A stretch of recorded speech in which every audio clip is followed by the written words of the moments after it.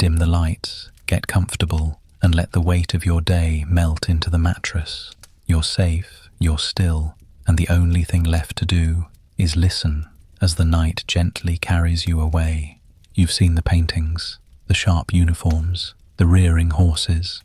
Napoleon, with his hand tucked into his coat, staring off into the destiny of Europe like he could see the outcome already written. Rows of soldiers in perfect lines, muskets gleaming under the sun, flags snapping dramatically in the wind. Maybe you've even watched a few documentaries and thought to yourself, man, I would have killed it back then. Sign me up. Give me a saber and a cool hat. I'm ready. Number, you're not. Let's get one thing clear. Whatever romantic idea you have of serving in Napoleon's army, flush it. Flush it down the blood-soaked latrines they called a camp toilet. This wasn't a storybook. It wasn't Les Mis with muskets or The Patriot with French accents. This was industrialized slaughter before industry existed. This was getting blown apart by a cannonball the size of your skull while trying not to freeze to death in boots made of stitched lies.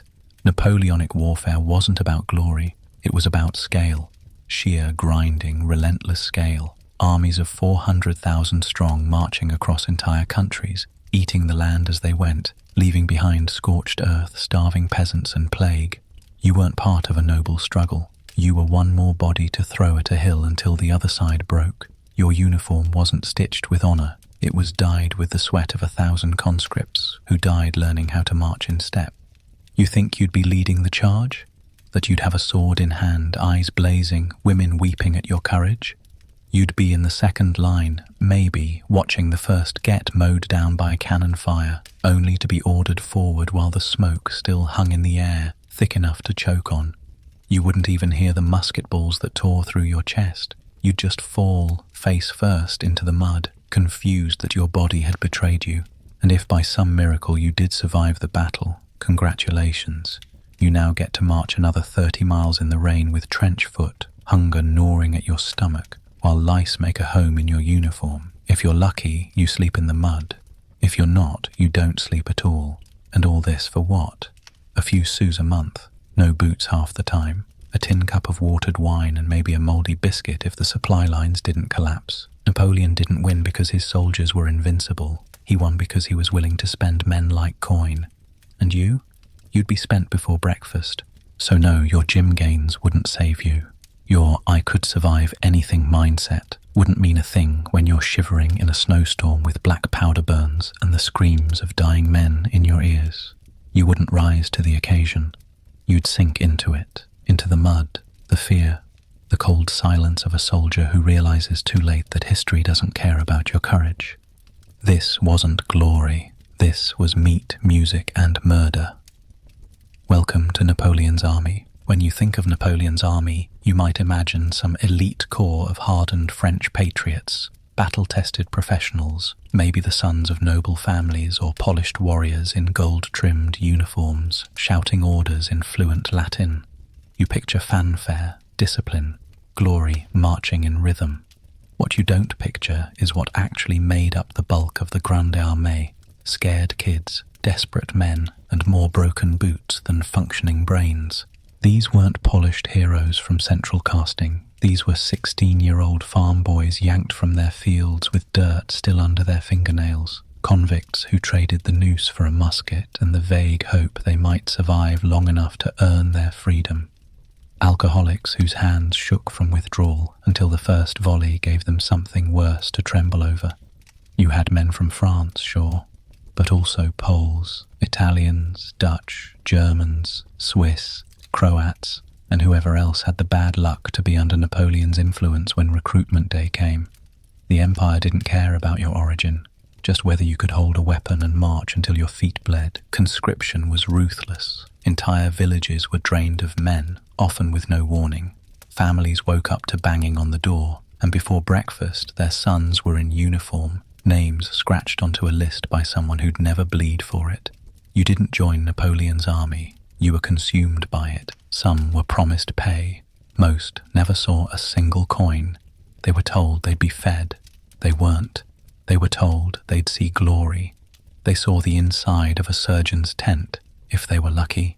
And then there were the press-ganged, the unlucky souls swept up in the dragnet of imperial expansion. You spoke Flemish? Tough. You're French now. Here's a musket and a uniform that doesn't fit. You don't know the language? Doesn't matter. The commands are shouted fast and the cannonballs don't discriminate. The only phrase you need to learn is charge, and it'll be the last thing you ever hear. And the officers? They weren't much better. Some were competent, even brave. Others were promoted through sheer survival or political connections.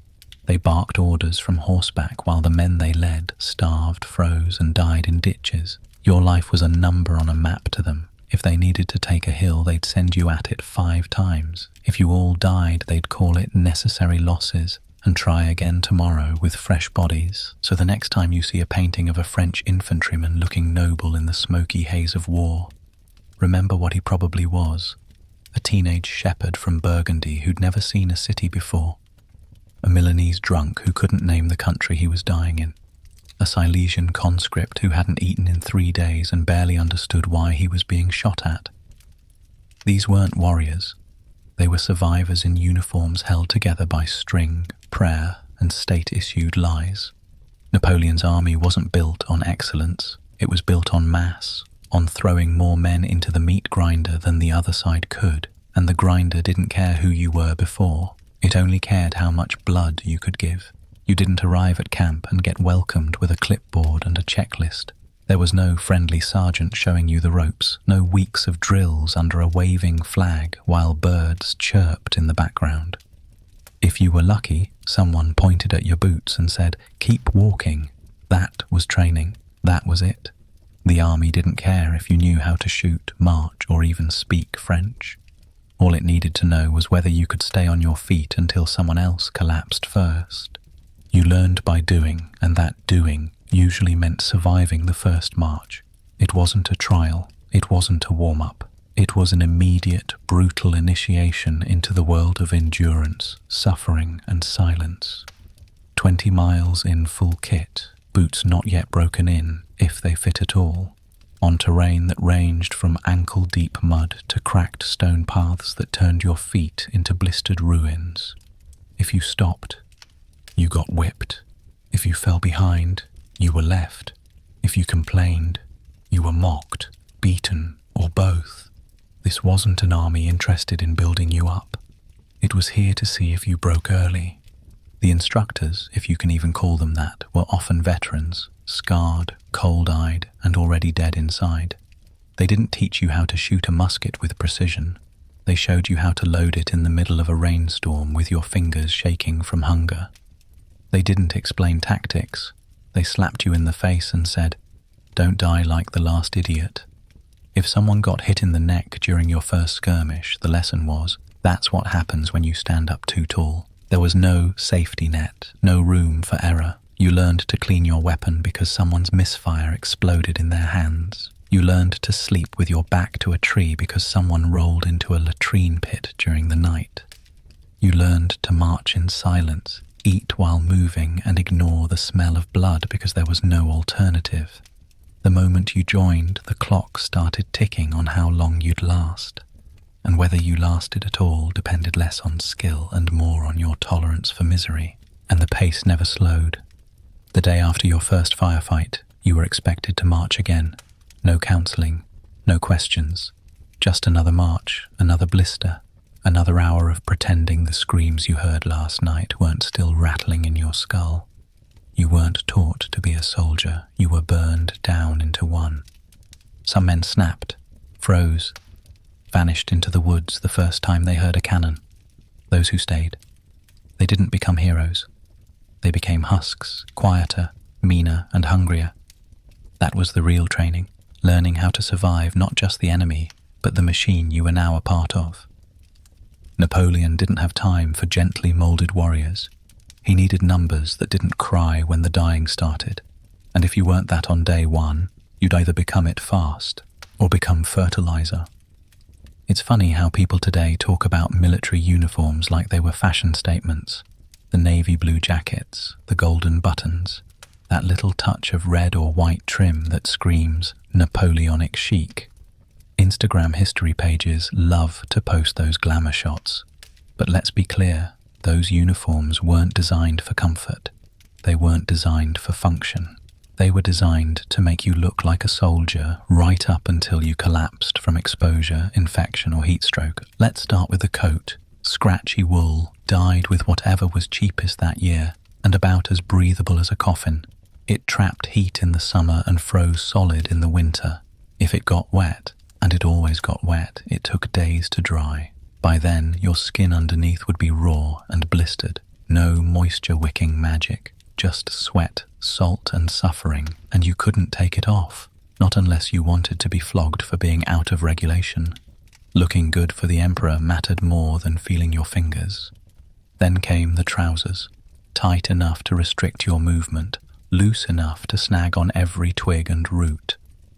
They wore through fast. No surprise when you consider you were crawling, marching, and sometimes dragging yourself across miles of countryside. If they tore, you mended them with whatever you had, twine, spare thread, or just anger. And the boots, oh God, the boots. Issued in bulk and often made for neither your size nor your species, they were stiff leather abominations that came pre-warped and unfit for human feet. Blisters weren't a maybe, they were a guarantee. And when the blisters popped and the raw skin turned black and your toes started dying one by one, congratulations, you now had trench foot. In snow, your feet would freeze. In rain, they'd rot. In heat, they'd blister and boil. Every step was pain, and you still had miles to go. But wait, top it all off with the crown jewel of discomfort, the shako hat. Tall, heavy, and stiff. It served no purpose except making you easier to spot and harder to forget when you passed out. In summer, it turned your scalp into a stew pot. In winter, it let the cold in like an invitation. It was a torture device stapled to your head with chin straps so tight they left bruises. And let's not forget there were no extras, no backups. You had one uniform. If it ripped, you wore it ripped. If it reeked of blood and mildew, well, so did everyone else. You slept in it, you marched in it, you bled in it, you were buried in it. Napoleon's quartermasters didn't care how the uniform felt, they cared how it looked. Uniformity, discipline, a sea of identical misery marching in perfect time toward whatever meat grinder was next. And if you froze to death or bled through your boots before you got there, well, that just meant they needed one less ration tomorrow. No comfort. No mercy, just wool, leather, and the slow, agonizing reminder that when it came to the Grande Armée, suffering was standard issue. The biggest lie they told you was that war was about battles, that it was won in the clash of sabres, the roar of muskets, the thunder of cannon fire echoing across the hills. But the truth, the quiet, grinding truth, was that Napoleon's soldiers didn't die fighting, they died marching. Every campaign began the same way. Orders were barked, packs were thrown over shoulders, and then the boots hit the road, thousands of them, in columns that stretched for miles like an iron snake crawling across Europe's skin. 20 miles a day wasn't considered extreme. It was normal, it was expected, and if you didn't keep up, you didn't make it. No sympathy, no medical attention, just the fading sound of drums as the army moved on without you. The terrain didn't care if your legs were shaking. France, Prussia, Italy, Russia, none of it was gentle. You marched through forests where tree roots reached up to trip you, through muddy fields that swallowed your feet and refused to give them back, over cobbled roads that rattled your bones and turned your blisters into open wounds. And when you thought maybe, just maybe, you'd reached the day's end, your officer would turn around, scowl at the sun and say, "Another 3 leagues." Food? If you were lucky, a piece of bread hard enough to chip a tooth and a chunk of questionable meat you didn't ask questions about. Most of the time it was just air and whatever you could scavenge. Hunger gnawed at your stomach like a second heart, and when you started hallucinating, you prayed for something beautiful. A warm bed, a hot stew, a pair of boots that didn't feel like they were made from punishment. The boots, of course, were the real enemy. After day 5, your feet weren't yours anymore. They were raw meat stuffed into leather. Every step was a gamble. Would your blister pop today or tomorrow? Would your skin peel off in one clean sheet, or would it rot in layers? Some men stuffed grass in their shoes. Others just bled and limped until they collapsed. You could always spot a veteran by his gait, not proud, not strong, just economical. Every step chosen to prolong survival by one more mile. And sleep? There wasn't any. Not real sleep. Not the kind that healed you. You collapsed onto the ground, still in uniform, hoping it wouldn't rain before dawn. Sometimes you woke up to find the soldier next to you hadn't, dead from exhaustion, or cold, or simply too tired to breathe. The march wasn't a part of war, it was the war. The battles were punctuation, violent spikes in a sentence written entirely in suffering, and it never ended, even after the battle was won. Even after your legs shook so badly they gave out, the road always stretched farther, the orders always came, the march always resumed. This wasn't movement, it was erosion, of skin, of morale, of identity, until all that was left was a shadow in uniform, stumbling toward a horizon that never arrived. You think a soldier's strength comes from grit or courage. Number it comes from calories, and in Napoleon's army, calories were a myth. There was no guarantee of food, only the ritual of hoping for it. You marched all day, burned through every ounce of energy in your body, and at night you were lucky if someone tossed you a rock-hard biscuit and a splash of vinegar they called wine. That's not a meal, that's an insult. Officially, there were rations, meat, bread, wine, sometimes cheese. On paper, it looked survivable. In reality, the supply chain was a joke told between starving men. Wagons got stuck, roads washed out. The food spoiled, was stolen, or simply never existed. By the time the barrels and sacks reached the front, they were either empty or crawling. Worms were extra protein. Mold was seasoning. Complaints? They got you laughed at or punished for weakness. So you improvised. You learned how to steal, forage, scavenge, beg, and sometimes kill for something edible. You boiled grass into soup. You picked mushrooms and prayed they weren't the kind that made you see God or die meeting him. You ate bark, bugs, anything that didn't bite first. Hunger taught you creativity. Desperation taught you speed. Dead horse, that was a feast. Soldiers fought over carcasses before they even cooled. The hooves were boiled into jelly. The organs, whatever was left, got roasted on sticks. One man might hold the reins while the others carved dinner from its ribs, and no one blinked. The smell of rotting meat became normal. You could tell the experienced soldiers by how quickly they got over the gag reflex. Sometimes you'd raid a village, not for glory, not for orders, just because you heard someone had a cow, or a chicken, or bread. Civilians hated you. Farmers hid their food. But a starving man doesn't care about diplomacy. If you didn't eat, you didn't march. And if you didn't march, you were left to rot in the ditch beside your last meal. Worst case, you turned to what was left, bone stew, made from the scrapings of a comrade's leftovers. If he died recently, all the better. Men joked about it to keep from breaking. He wouldn't have wanted it to go to waste. A dark laugh here, a look away there. But when the pot boiled, nobody asked where the meat came from. Hunger eats away at morality long before it eats your body. And the officers? They ate better. Not well, but better. Sometimes you'd catch a whiff of roast duck or fresh bread if you passed close enough to the command tent. It was enough to make your fists clench and your stomach scream, but you didn't rebel. You couldn't. The army didn't care if you were starving. The only thing worse than a hungry soldier was a dead one. So no, you weren't marching for honor or glory. You were marching for food. Every day was a gamble. Every night a scavenger hunt with death on the sidelines. You didn't eat to survive. You survived to maybe eat. That was the deal. Bon appetit. A Napoleonic battlefield was not a chessboard. It was not grand strategy playing out in neat formations with flags fluttering and heroic shouts. It was chaos, smoke and screams. You didn't ease into it. You were thrown in like meat into a furnace, and the only thing that announced your arrival wasn't a speech, It was the relentless beat of the drums pounding into your chest like a second heart that couldn't be stopped.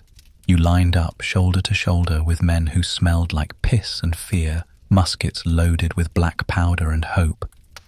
The enemy? Close enough to see the whites of their eyes and the panic behind them.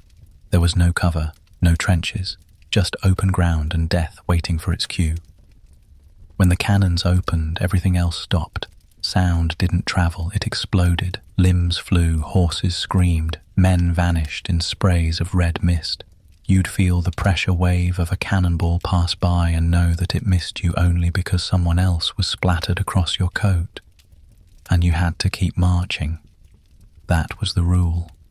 March forward, step over the dead, reload, fire, until the officer told you to charge or until the officer stopped existing. The smoke was thick enough to choke you. Black powder didn't burn clean. It filled the air with a stinging haze that made your eyes water and your lungs feel like they were full of sand. You couldn't see who you were killing. Sometimes you weren't even sure where the enemy line ended and your own began. There were times men shot their own comrades because all they could make out was a silhouette moving through the fog. And when it turned to close combat, the real horror began. Bayonets didn't kill clean. They punctured lungs, tore guts, snapped ribs. You didn't stab once and move on. You stabbed again and again, pushing against a body that didn't want to die, hearing sounds no human throat should make. If you lost your weapon, you used your hands, your fists, your teeth. There were no rules, just survival. You'd see men gouge eyes, break necks, bash skulls with shattered muskets. Blood made the ground slick, and men slipped in it like it was oil. But the worst part wasn't the killing, it was the noise, not the cannons, not the muskets, the screaming. Wounded men didn't go silent, they begged. They cried for their mothers in 10 different languages. They clutched their stomachs, trying to push organs back in. They crawled on shattered legs, looking for help that wasn't coming. And you had to step over them, sometimes on them, because stopping meant dying. And nobody stopped. There was no heroism, no cinematic glory, just repetition, carnage on loop. And after the guns fell silent, the battlefield didn't look like victory. It looked like a butcher's yard, stretched for miles. Flies descended before the medics. The crows got there faster than anyone. If you lived, you didn't celebrate. You cleaned your blade, found a corpse to steal food from, and waited for the next drumbeat. Because the war wasn't done, and neither was the dying. Artillery didn't knock politely. It didn't announce itself. It didn't care about your name, your rank, or whether your mother would ever recognize your body. One moment, you were a man marching in step. The next, you were a stain on someone else's boots. That was the promise of cannon fire. Sudden, absolute, and without explanation. They called it the king of battle for a reason. Muskets were loud, messy, and personal. Bayonets required proximity and hatred. But artillery, that was impersonal devastation, pure and indifferent. You didn't get the satisfaction of fighting back. You just waited, hoping the math of distance and trajectory didn't choose you as its next lesson. The sound alone was enough to unmake nerves. A dull thud in the distance, followed by a high whistle overhead. And in that split second before impact, every man froze. Every muscle tightened. Because if it landed close, there wasn't much left to be done. The impact didn't just break bodies, it erased them. Shrapnel turned bones to dust, and the blast wave flung limbs in directions they were never meant to go. Sometimes your best friend simply ceased to exist. No scream, no final words, just red mist and scattered gear. And you couldn't run, you couldn't dodge. There was no foxhole, no trench, no armoured vehicle, just open fields and the hope that the next shell wasn't meant for you. You stood in formation, heart punching your ribs, pretending that order meant protection. It didn't. The cannon didn't care about formations. It fired at masses, and you were mass. Worse still were the canister shots. Imagine a massive shotgun blast, metal balls ripping through flesh like hot nails through butter. A single round could take down a dozen men. They didn't die clean. They screamed, bled, crawled. begged. If you survived the first volley, you stepped over the twitching bodies of the ones who hadn't, and you kept marching. Artillery was random. That was the true terror. It was a lottery of death, and everyone's number was in the draw. Officers liked to pretend it was about angles and skill, but once the shells started falling, science turned to roulette. No tactic could stop it. No bravery could shield you. Sometimes the guy scratching his ear lost his head. Sometimes the guy tying his boot avoided a shell that should have gutted him. There was no fairness, just chance. And yet, you had to act like it didn't matter, like the screaming didn't get to you, like the smell of burned flesh and cordite wasn't clogging your soul. You had to reload, keep your line, march, fire, march again. The army didn't pause for shock. Trauma was a luxury. Fear was weakness. In the end, artillery wasn't just a weapon. It was a god, an invisible one that threw fire and metal from miles away and didn't care who you were praying to. It answered every question with the same reply. Boom, blood, silence. And if you heard the whistle and didn't die, that wasn't mercy, that was just delay, because another shot was already in the air. Getting wounded in Napoleon's army wasn't a stroke of bad luck. It was a death sentence served in slow, agonizing installments. Medicine, if you could even call it that, was a brutal cocktail of guesswork, superstition, and pure butchery. They dressed it up with titles like Surgeon Major and Medical Corps, but behind the curtain was a man with a dull sore, bloody hands, and a 1,000-yard stare that told you he'd done this too many times to flinch anymore. You didn't get morphine. You didn't get anesthetic. You got a leather strap to bite down on and a few men to hold you down while the surgeon hacked away at whatever part of you had been shredded by musket ball, bayonet, or cannon blast. The sore wasn't sanitized. It wasn't even clean. It had been used on 10 other men that morning, and if you were number 11, you just had to hope the last guy didn't die of infection, because you were about to. The moment your leg turned black or your arm swelled like a sausage, that was it. No advanced diagnostics, no second opinion, just a grim nod and a muttered, "We'll have to take it." If you begged for another option, they'd ignore you. If you tried to run, you'd be dragged back. It wasn't cruelty, it was routine. Pain wasn't something to avoid. It was the main ingredient in survival. The amputations were quick, but not clean.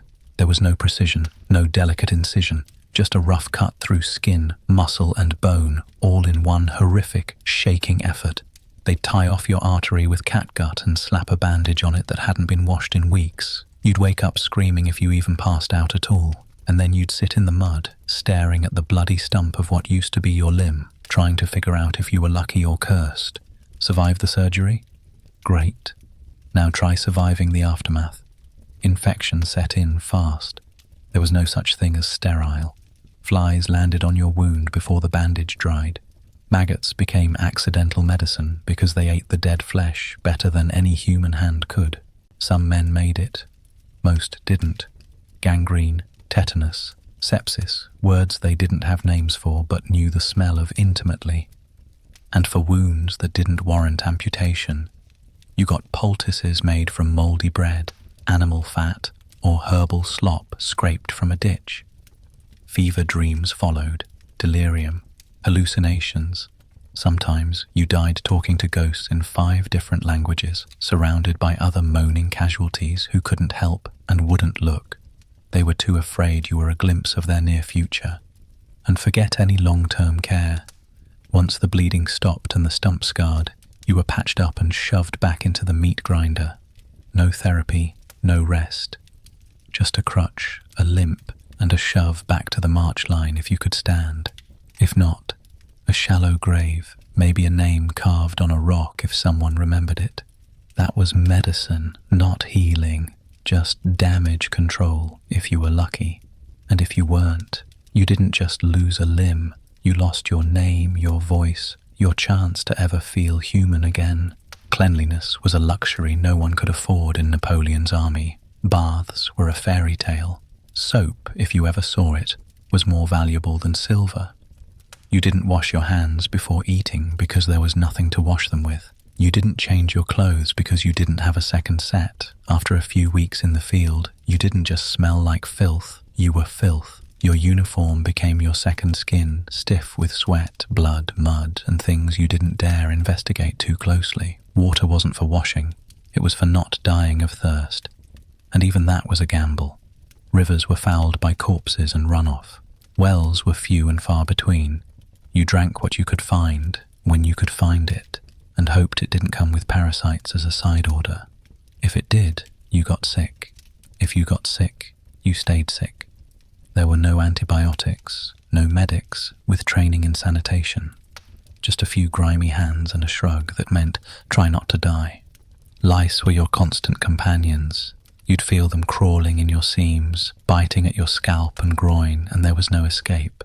You picked them off until your fingers bled, burned them with a match if you had one, crushed them between your nails and watched your own blood ooze out with theirs. And still they came back. Fleas joined the party. So did ticks. You learned not to scratch too hard because you'd open a wound. And in this world, every wound was an invitation for infection. Trench foot wasn't limited to trenches. You marched for days in wet boots, socks rotting inside out, toes blackening and skin sloughing off like boiled meat. The stench could knock a man over, and when it got bad enough, they cut your foot off and called it a win. Your teeth rotted in your skull. Your gums swelled until they bled from just chewing a piece of bread. Scurvy was more than a sailor's disease. It was a slow decay of the body that turned you yellow and left you bleeding from the eyes. You looked like death before it even had the decency to kill you. Dysentery, that was everyone's friend. Nothing like shitting yourself to the rhythm of marching drums. No privacy, no dignity, just squatting behind a bush or letting it happen as you walked, hoping no one noticed because they were doing the same. Latrines, when they existed, were pits of disease. Most soldiers didn't bother. They were too weak, too cold, too far gone to care. You wiped with leaves, if at all, and hoped they weren't poisonous. And the smells, dear gods, the smells. Death, sweat, rot, smoke, feces, blood, all marinating together under your nose. You stopped noticing after a while, or maybe your brain just gave up trying to warn you. This wasn't just poor hygiene. It was an ecosystem of human decay. You didn't live beside the filth. You became a part of it, a walking, coughing, rotting husk marching toward glory that never arrived. So no, you didn't get clean in Napoleon's army. You got gangrene, and if you were lucky, you didn't smell it before it took you. Morale in Napoleon's army wasn't a strategy. It was a bottle. If you were lucky, it was full. If you weren't, you drank anyway. There were no therapists, no motivational speeches, no letters from home with scented paper and kind words. You had two options: swallow the horror or let it swallow you. Most chose the first, because the second came with a bullet or a rope. Officers didn't care if you were tired, traumatized, or on the edge of losing your mind. You were a body in a uniform that needed to march and kill on command. Emotions were liabilities. Grief was treated like cowardice. If your best friend died screaming beside you, the expected response was a shrug and a reload. The only condolence you'd get was being handed his boots if yours were worse. So you drank, everyone did. Wine if there was any, brandy if you were fortunate, whatever fermented rotgut passed for alcohol if you weren't. Sometimes it was barely more than vinegar. Sometimes it was poison in a bottle. You didn't ask where it came from. You just tilted your head back and tried not to think about the smell. It didn't matter what it tasted like. What mattered was that it numbed the edges, blurred the memories, slowed the nightmares just enough to let you close your eyes. Desperation filled the rest. You held on to small things, a scrap of cloth from home, a tooth tied on a string from a fallen comrade, a whispered joke in the middle of hell just to remind yourself that laughter existed once. Some wrote little songs, passed through the ranks in drunken voices at night, dark, bitter hymns to suffering and survival. Others found God, not the church kind, but the foxhole kind, the silent prayer before battle, the whispered plea that today wouldn't be the day. And if those prayers weren't answered, well, There was always more wine. Desertion was tempting, but where would you go? The empire stretched everywhere. Run, and you were a criminal. Stay, and you were meat for the grinder. There was no glory, just survival, and even that was a coin toss. Fights broke out often, soldiers turning on each other just to feel something that wasn't helplessness. Some cracked quietly, walking into fire or wandering off in the snow without a coat. Others snapped loud, screaming at ghosts, sobbing into the dirt, begging to go home to places that probably didn't exist anymore. And when they did, no one helped. No one stopped them. You just stepped over them, muttering a prayer or a curse depending on what was left in your soul. Leadership didn't ask how you were feeling. They asked if your musket was loaded and if your boots could carry you one more mile. If not, you were dead weight, either literally or soon to be. So morale wasn't built. It was faked, patched together with wine, superstition, and the kind of brotherhood that only exists when everyone around you is bleeding. You didn't march for France or for honor. You marched because the alternative was worse, or because you were too drunk to care. There were no second chances if you turned your back on Napoleon's army, no sympathetic tribunals, no dramatic pleas for mercy. If you deserted, you were a traitor, plain and simple. And in that world, traitors didn't get time to explain themselves. They got bullets, or a rope, or a shallow grave if anyone bothered. The temptation to run was everywhere. It crept into your bones during a cold march. It whispered in your ear when you saw another friend torn in half by a cannonball. It screamed at you when your stomach growled with nothing but air. The army offered death on a timetable, but desertion, that offered the illusion of freedom. Brief, beautiful, and always deadly. Napoleon's army didn't take desertion lightly. They couldn't afford to. One man running today could turn into 10 tomorrow. And then the whole machine broke. So they made examples. Loud, bloody, unforgettable examples. If you were caught trying to slip away, whether at night, under fog, or even just lingering behind during a march, you were hauled in front of your company and dealt with publicly. No secrets, no shame spared. A firing squad was the standard, lined up before your fellow soldiers, many of whom had once shared food or laughter with you. You'd be blindfolded and given a final prayer if anyone thought to offer it. You could hear the click of the muskets being readied. You could smell the powder. And when the officer dropped his hand, that was it. No forgiveness. Just smoke, a body, and silence. Sometimes, if they really wanted to make a point, they'd add humiliation to the execution, strip you of your insignia, spit on your uniform, make the younger soldiers watch up close so they could see exactly what leaving looked like. One bullet in the back was nothing, but 20 sets of eyes watching your life get snuffed out like a lamp. That stayed with them. Worse still was when they needed to send a broader message. That's when they brought out the decimation. Every 10th man, chosen by lot, executed for the sins of the group. Even if you hadn't run, even if you hadn't thought about it, bad luck could get you killed just the same. A reminder that the army owned you now, not just your body, but your fate. You couldn't even count on survival by surrendering to the enemy. They didn't trust you either. To them, you were either a spy or a liar. And even if they didn't kill you outright, you'd be tossed into a prison camp, starved, beaten, and forgotten. And if Napoleon won that battle, you better believe he wasn't coming to get you back. So you stayed, not because of loyalty, not because of belief in the empire, but because you knew what waited behind you was just as deadly as what was in front. The battlefield at least gave you a fighting chance. Desertion gave you none. And in that world, a slim chance was better than a bullet in the back before breakfast. Russia wasn't a campaign. It was a graveyard. You didn't march into that country. You vanished into it. Men left France in glittering columns, drums beating, flags waving in the wind. They called it the Grande Armée. By the time they limped back across the frozen plains, it was a ghost story told in broken languages and frost-bitten whispers. Russia didn't kill them with bullets. It killed them with silence, cold, and time. Napoleon thought he was chasing glory. What he got was a slow-motion massacre written in ice. The further the army marched, the more it unraveled. The Russians didn't fight fair. They burned their own cities, poisoned their own wells, and left nothing but smoke and ash behind. Moscow was supposed to be the prize, but when they arrived it was empty.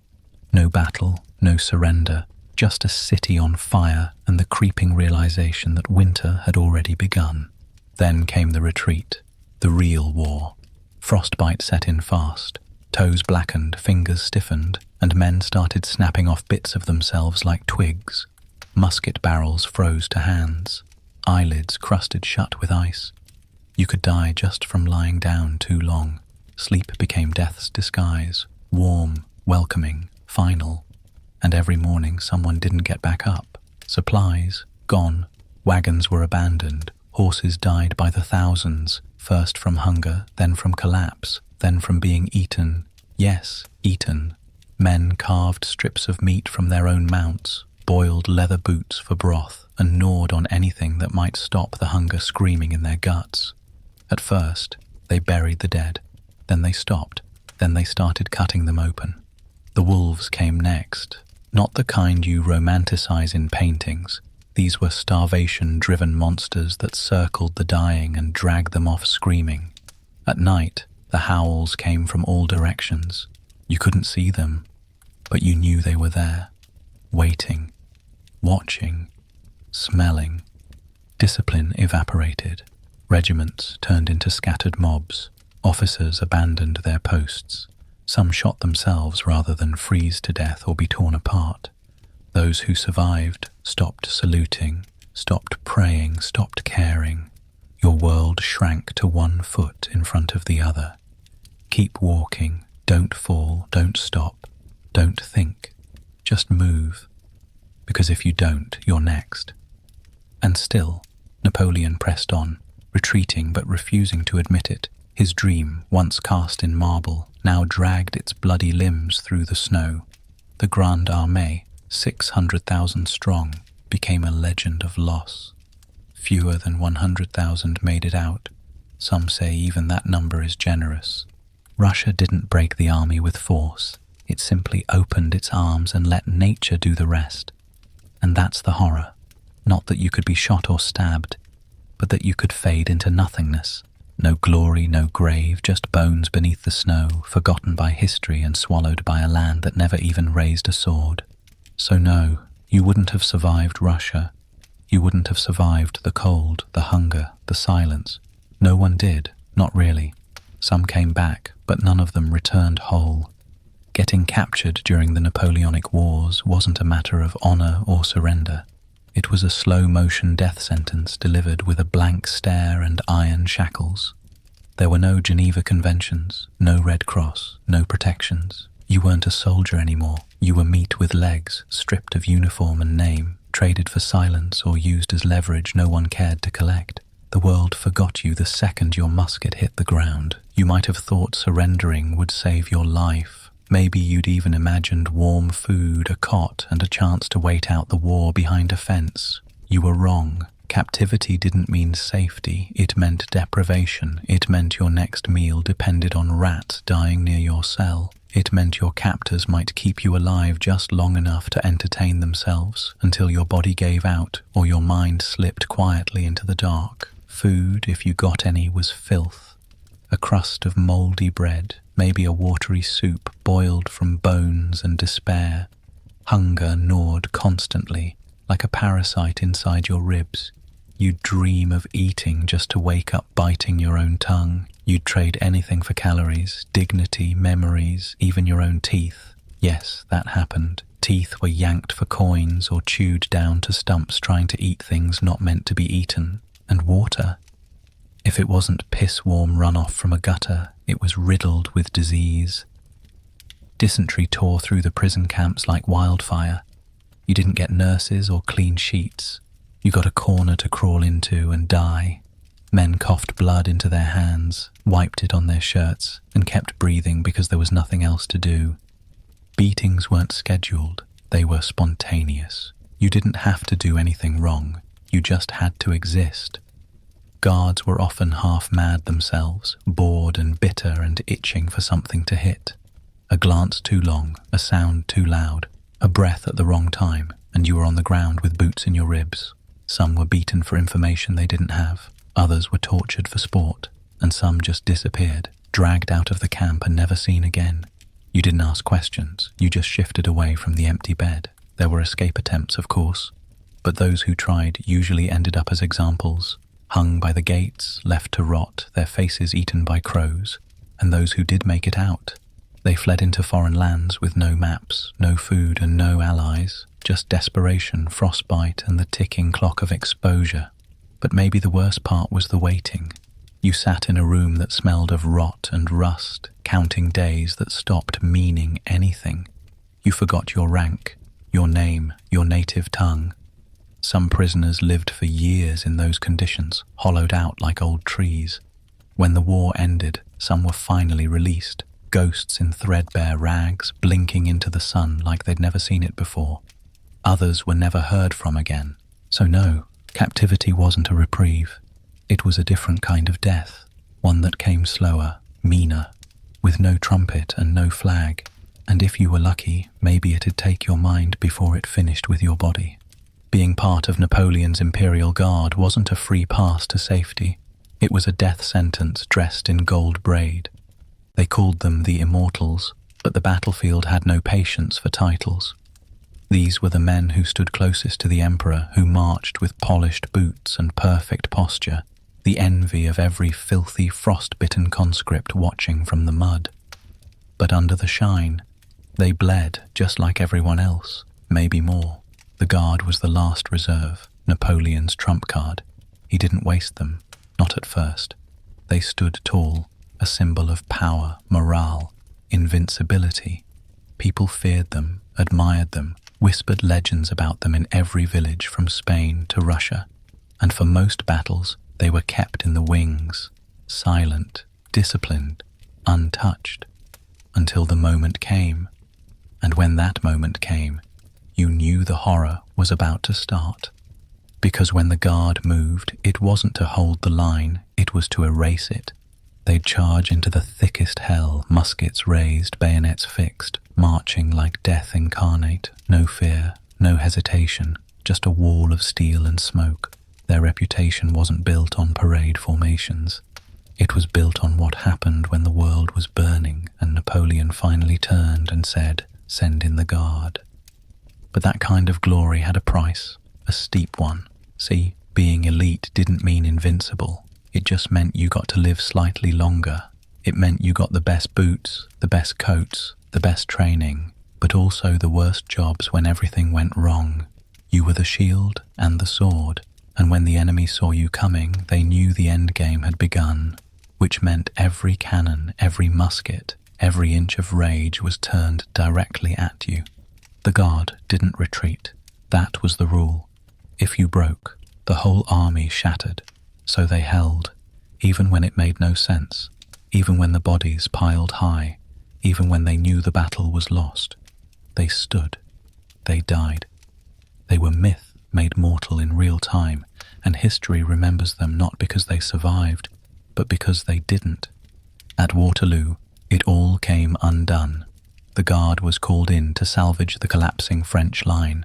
They moved like gods into a storm, columns perfectly dressed, eyes forward, hearts sealed, and then the storm swallowed them. British volleys tore through the ranks, explosions shattered formations, horses screamed, men fell in rows like wheat under a scythe, and still the Guard didn't run until they finally broke, just once, and that one break ended the Napoleonic dream. So yes, the Guard had better gear, better food, better pay, but better wasn't enough when you were standing against the tide of history. They weren't spared. They were saved for last. And when it came time to bleed, they did it with silence, with pride, with fire in their eyes. Elite, absolutely. But elite just meant you died on your feet, not your knees. Promotion in Napoleon's army wasn't the reward you think it was. You didn't climb a glittering ladder toward comfort or command tents or cigars in the officer's lounge. You climbed into a bigger target, and every rung you ascended was soaked in the blood of the man who held it before you. Promotions came fast, if you lived, but living long enough to earn one was a grim kind of miracle. And the moment you earned it, the clock started ticking even louder. Let's be clear, promotion usually meant someone died. That was the vacancy. Maybe they were blown apart by artillery. Maybe their brains were painted across a tree from a musket ball. Maybe they froze during a night march or vanished during a chaotic rout. Either way, they weren't giving up the role with a handshake. They left behind a uniform with holes and a name that would be forgotten before spring. And then you stepped into it. Their coat, their duties, their fate. Say you made sergeant. Good for you. You now had to maintain discipline in a unit of half-starved men who hadn't seen a proper latrine in a month. You were the one they blamed when food ran out or the boots split. You were responsible for their formations, their fire lines, their survival, and when the charge came, you were at the front. Always. That was leadership in Napoleon's world. Be first to die so the rest might follow. Officers, don't get romantic. It wasn't corsets and epaulets and witty banter over a map. It was coughing blood into a glove, writing your last will on the back of a ration slip, and praying your men wouldn't break before you did. A lieutenant might last 6 months, a captain, if lucky, a year, and all the while the promotions kept climbing like a staircase in hell, and the higher you got, the less forgiveness there was. Screw up a maneuver, the corps suffers. Misread terrain, your men are dead. Lose morale, you're blamed, even if the reason was half your unit freezing in their sleep. Officers were held to a standard that didn't care about reason or mercy. They were expected to win, and when they didn't, they were discarded like broken swords. Napoleon himself had a terrifying respect for competence, but none for sentiment. You did well, you moved up, you failed, you vanished. That meritocracy meant a farm boy could command, but it also meant that once you stood out, you became the first to be noticed when things went sideways. Glory was a candle, and command was the flame. Even your peers could be your enemies. Jealousy, rivalry, suspicion, it all festered inside the officer corps. Men sabotaged each other for rank. Promotions were earned in the trenches, sure, but sometimes also behind backs, in whispered lies and careful betrayals. And when the bullets started flying, those same rivals might not be quick to drag your bleeding body from the mud. So yes, promotion was possible. It just rarely felt like progress. It was a heavier coat, a louder drumbeat, and a shorter life expectancy. You might have earned the title, but what it really meant, you'd just become the next name on someone else's chance to move up. So you think you could hack it in Napoleon's army, you with your protein shake and your gym selfie, flexing in front of a mirror while quoting Sun Tzu like it's scripture. You've watched Sharp's rifles twice, did a weekend airsoft event, and now you think you'd stride into Austerlitz like some battlefield demigod. Let's get something straight. Your Lululemon compression gear would be soaked in blood and regret before the first musket volley cracked the air. Your sneakers, melted in the first mud-slicked mile, and your modern resolve, it'd crack before the frost did. This wasn't war as you imagine it. It wasn't turn-based strategy with elegant maneuvers and noble cavalry charges. It was slogging through waist-deep snow in boots held together by thread and desperation. It was waking up in a ditch next to a corpse you used for warmth. It was marching 20 miles on half rations with open sores and a gut full of parasites, only to arrive at a battlefield where the sky turned black from cannon smoke and the soil turned red with your friends' insides. Your carefully calculated macros wouldn't survive a single day's forage. There were no meal preps in the Grande Armée. You ate what you could kill, steal, or beg.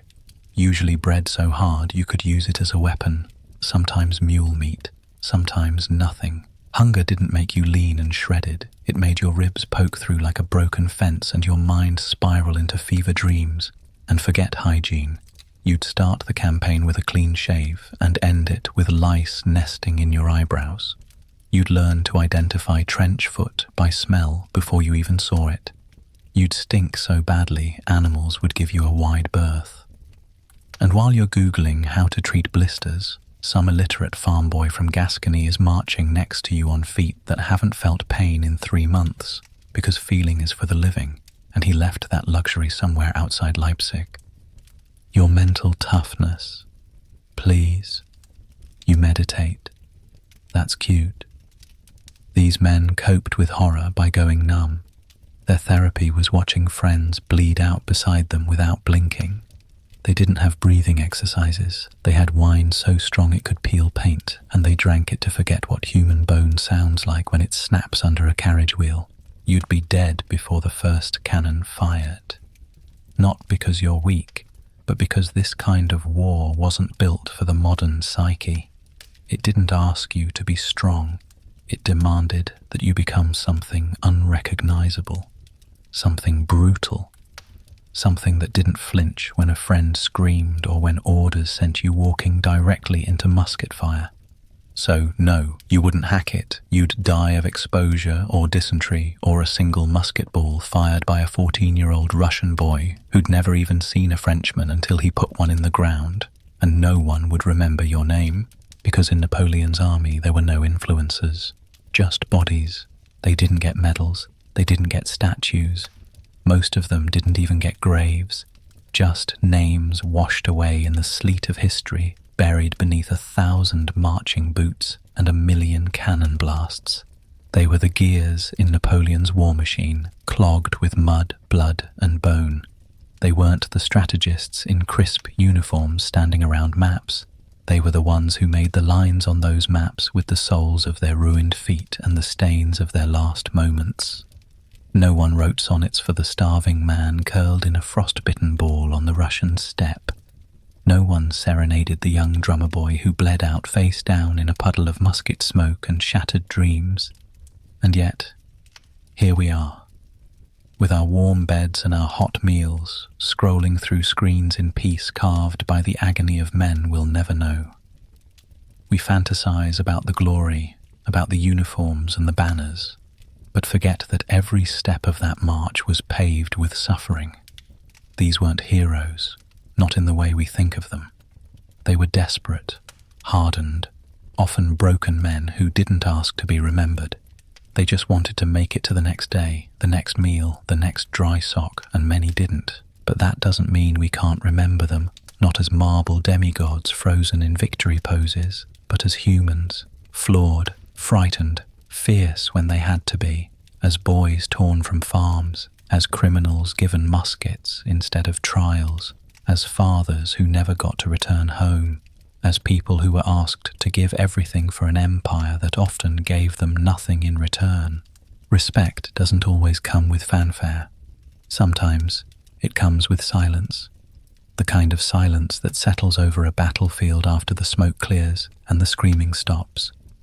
The kind that fills the space when you realize someone froze to death in their sleep so someone else could live warm generations later. The kind that humbles you when you remember your worst day wouldn't have lasted an hour in theirs. So the next time you see a reenactment or hear a marching drum or read about battles with names too long to pronounce, don't just imagine the glory, imagine the mud, the hunger, the shivering, the absolute hell of it all. And remember that for every portrait of Napoleon, there are 1,000 anonymous men buried under the snow in the mud or just forgotten altogether. They didn't march for fame. They marched because they had to, and some part of the life we live today was built on their blistered feet. No heroes, just survivors, and if you slept warm last night, it's because someone once froze in your place.